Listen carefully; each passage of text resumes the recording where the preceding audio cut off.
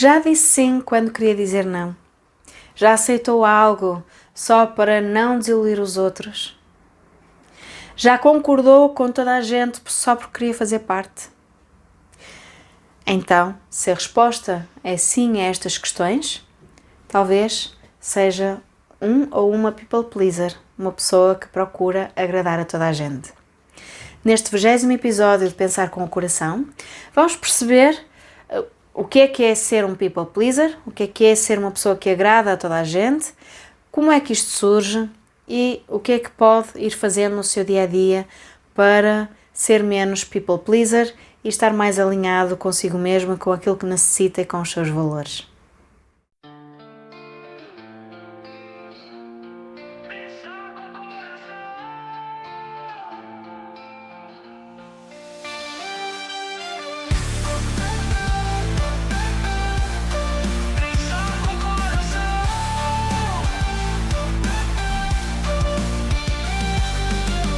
Bem-vindo e bem-vinda ao podcast Pensar com o Coração.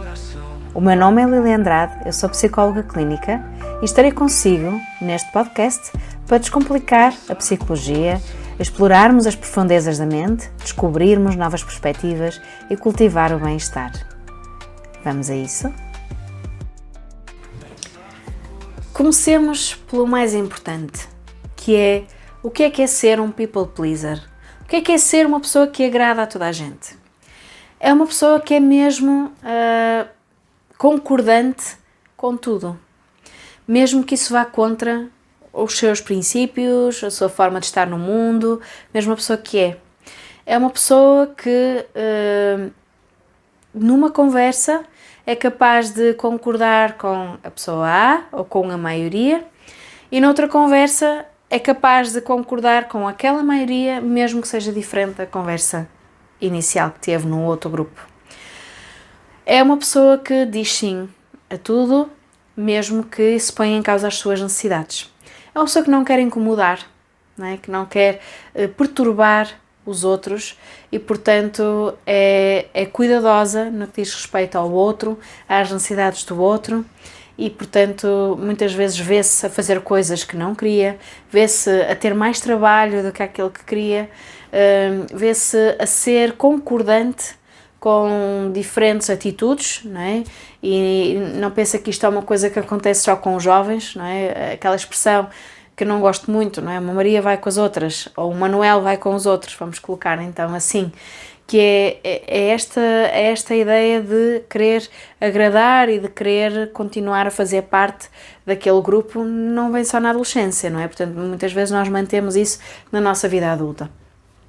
Portanto, um people pleaser, uma pessoa que agrada a toda a gente, é realmente uma pessoa que procura agradar a toda a gente, mesmo que isso não corresponda àquilo em que acredita, mesmo que isso não corresponda àquilo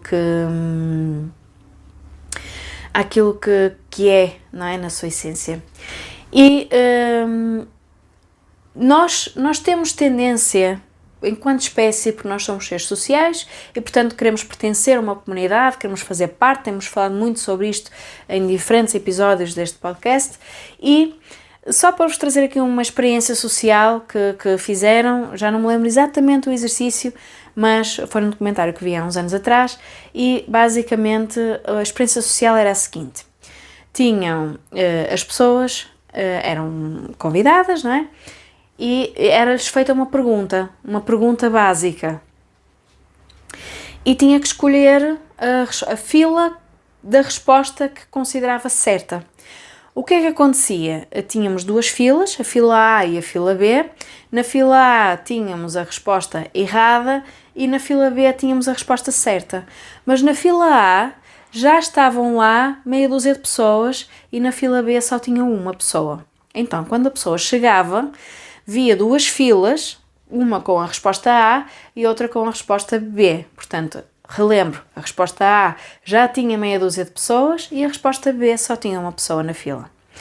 Então, a questão, imaginemos que a questão que era colocada era: quanto é 2 mais 2? E na fila A diziam que era 6 e na fila B diziam que era 4. Então, as pessoas, a pergunta não era de todo complexa, portanto, era uma pergunta de resposta fácil. E, portanto, imaginamos então esta minha pergunta, não é? E, portanto, tínhamos pessoas que respondiam a resposta A, mesmo sabendo para si, mesmo tendo feito as contas de que a resposta correta era a B. Porquê? Porque naquele momento começaram-se a julgar a elas próprias. Portanto, se os outros, se a maioria está neste lugar, então significa que a maioria tem razão. E um people pleaser, uma pessoa que tende a agradar, imaginemos isto também amplificado. Portanto, ela vai detectar para que direção é que está a ir o grupo e vai alinhada com o grupo. Portanto, não tem força suficiente dentro dela própria, e melhor, não tem segurança suficiente dentro dela própria para poder, então, dizer um não veemente e seguir uma direção diferente. Portanto, o people pleaser é extremamente sensível ao efeito do grupo. Se a maior parte das pessoas é sensível ao efeito do grupo e temos lá não people pleaser, agora foi difícil de dizer, mas temos lá pessoas não people pleaser, mas que sentem a pressão do grupo, o people pleaser tem uma sensibilidade muito maior ao efeito do grupo. E mesmo que não haja grupo, mesmo que seja de um para um, tem uma sensibilidade àquilo que o outro quer, àquilo que o outro precisa e àquilo que sente como mais valioso. E porquê é que isto surge? Não é? Porquê é que as pessoas se tornam people pleasers? Elas não são menos inteligentes, não é nada disso. São pessoas que necessitaram ao longo do seu desenvolvimento de ter esta proteção para se sentirem integrantes, até de uma forma meio que distorcida, se sentirem vistas e valiosas, não é? Se sentirem úteis por parte dos grupos, não é? E é por isso que muitas vezes quando estas pessoas começam a criar limites, as pessoas à sua volta começam a estranhar e começam até a dizer: mas tu não eras assim, tu antes reclamavas menos, tu agora estás sempre a reclamar, é sempre não concordas com nada. E aquela pessoa só começou a dizer meia dúzia de nãos. Portanto, há um efeito, é algo que é percebido depois externamente. Portanto, o conseguirmos ser concordantes com o outro, ajustarmos-nos ao outro, surge de uma necessidade de proteção do eu, de uma necessidade de eu sentir que eu não estou sozinho, que eu até posso ser útil, não é? E quanto mais eu faço isto, mais eu vou ter a recompensa, que é, eu vou ver dos outros a satisfação de eu ter dito sim. A satisfação de eu ter concordado, porque eu vou apoiá-los, certo? Mesmo que não seja essa a minha visão. Mas ao mesmo tempo, a pessoa que procura agradar o outro também vive com este medo de ser vista de uma forma negativa, de ser rejeitada. Então isto dá-lhe mais garantias, em princípio, não é? De que não será rejeitada. Qual é o problema aqui?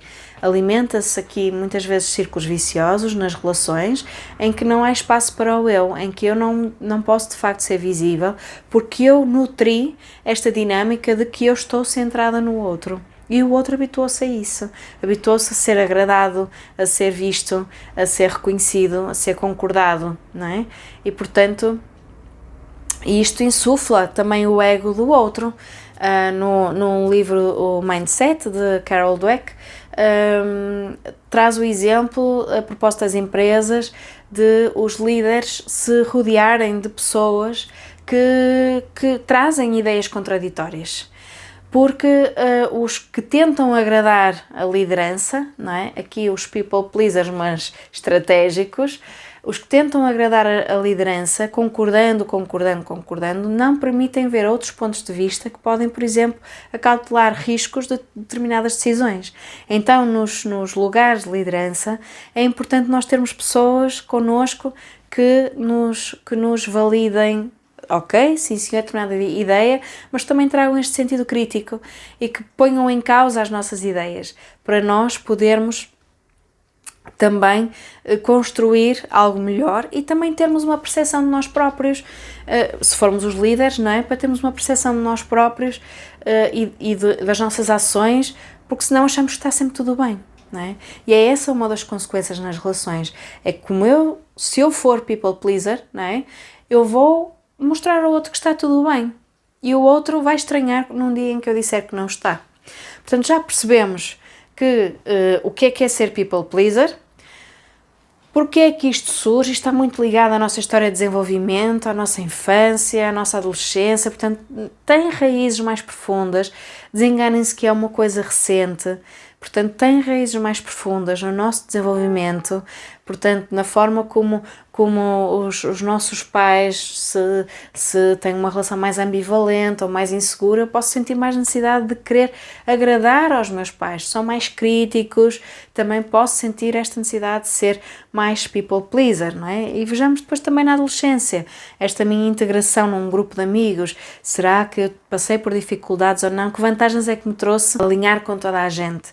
Portanto, está enraizado na nossa história, não é? E também tentarmos perceber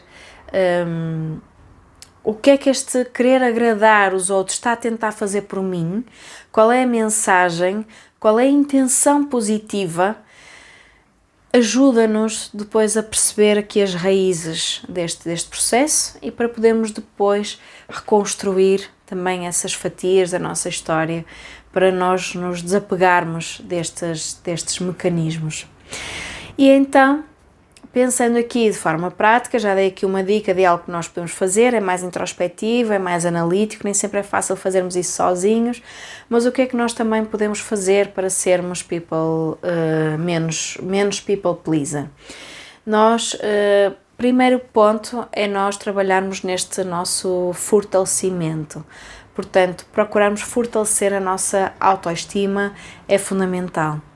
E reconhecermos o nosso valor, sermos compassivos connosco, portanto, acolhermos as nossas falhas, acolhermos os nossos defeitos, como algo que faz parte de nós somos humanos, somos imperfeitos e está tudo ok. E, portanto, nesta primeira etapa, eu começar por me fortalecer a mim próprio, a mim própria, é importante para eu depois conseguir ser firme no não, para eu conseguir trazer as minhas opiniões. E como já dei sugestões noutros episódios, nós podemos começar a testar em contextos que são menos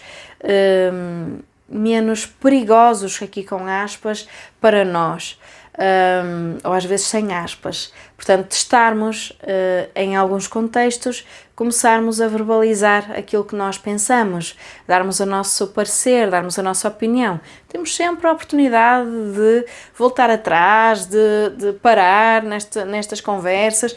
Portanto, não vermos isto como absoluto, como definitivo e, portanto, irmos nos testando, irmos nos mostrando também que as nossas necessidades, às vezes em coisas simples, olha, o que é que tu gostavas de fazer hoje?